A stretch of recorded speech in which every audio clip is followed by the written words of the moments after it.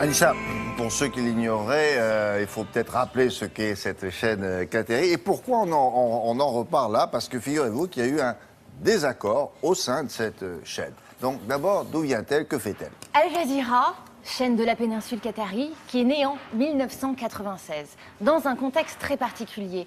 Maintenant, il se trouve qu'Al Jazeera, la chaîne que nous connaissons, la chaîne qui émet en arabe d'actualité internationale, mais essentiellement destinée au monde arabe, en fait, n'est pas unique, n'est pas seule. En fait, c'est une des chaînes d'un groupe audiovisuel. Al Jazeera est un groupe qui contient plusieurs chaînes. Vous avez évidemment celle que nous connaissons le plus, donc qui émet en arabe, mais vous avez également la chaîne Al Jazeera English, celle qui est en ce moment d'ailleurs au cœur de l'actualité, qui a même été louée, rappelons-le, par Hillary Clinton, il n'y a pas très longtemps, en 2011.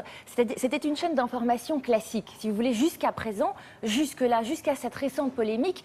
Al Jazeera English est une chaîne d'information plutôt neutre. Hillary Clinton avait déclaré devant le Sénat qu'elle appréciait tout particulièrement cette chaîne, qui, selon elle, diffusait de vraies informations. Colin Powell avait même renchéri dans la foulée en disant que Al Jazeera English était même diffusée à la Maison-Blanche à côté de CNN. Et n'était pas simplement la chaîne arabe dont on dit qu'elle ne diffuse que des messages des mouvements terroristes. C'est celle qui diffuse les messages des mouvements terroristes est la chaîne Al Jazeera arabe. Voilà. Là, celle dont on parle en ce moment, qui fait la une de l'actu depuis 2 jours, depuis hier, c'est celle qui, c'est la Al Jazeera English. Donc celle qui jusque-là était neutre, n'a jamais fait parler d'elle, avait même été louée par ses pairs. Donc voilà, et il s'agit vraiment de 2 chaînes parmi bien d'autres. Hein. Vous avez Al Jazeera Balkan, vous avez plusieurs Al Jazeera. Maintenant, celle dont on parle aujourd'hui, c'est Al Jazeera arabe, celle qui est destinée au monde arabe. Alors cette chaîne, effectivement, prête à polémique depuis longtemps, souvent, régulièrement.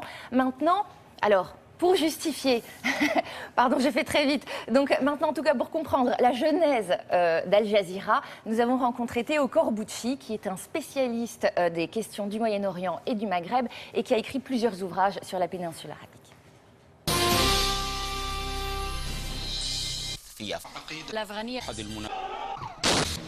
Pour comprendre Al Jazeera, il faut revenir en 95. En 95, il y a un coup d'État.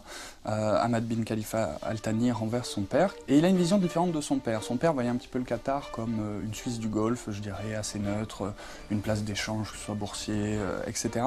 Lui a une vision tout autre qui est de dire que le Qatar doit avoir une influence, une importance, voire dicter un petit peu la politique internationale dans la région.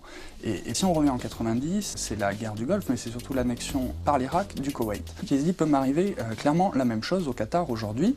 Donc pour exister, qu'est-ce qu'on va faire? On va créer un média, tout simplement. Donc déjà, il a beaucoup de mal au début à s'installer sur le paysage audiovisuel. Et puis 2001, en réalité, c'est ce qui lui permet d'éclore sur la scène médiatique internationale.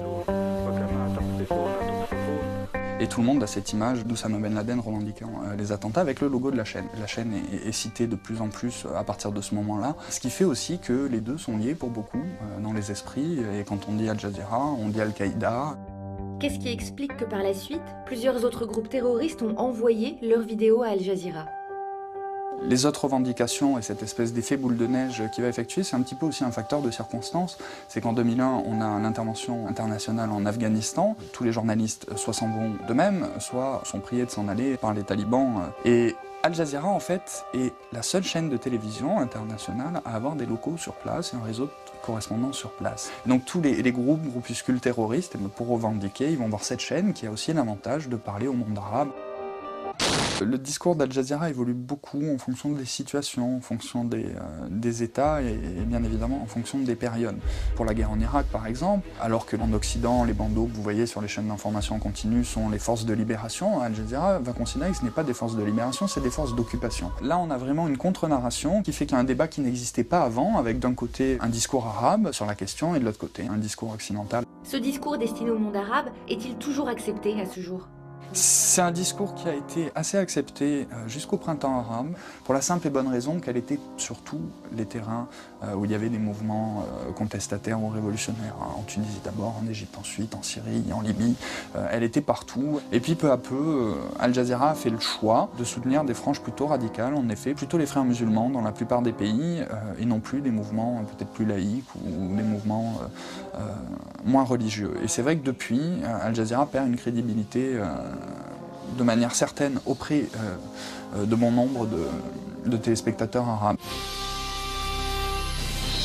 Oui, en fait, ce qu'on reprochait à Jazeera en langue arabe, c'est d'être le bureau de poste, au fond, des mouvements terroristes dans le monde entier, C'est d'ailleurs. exactement ça. C'est qu'ils ont reçu, à partir de Ben Laden, ils étaient la boîte postale Et ça de toutes continue. les vidéos.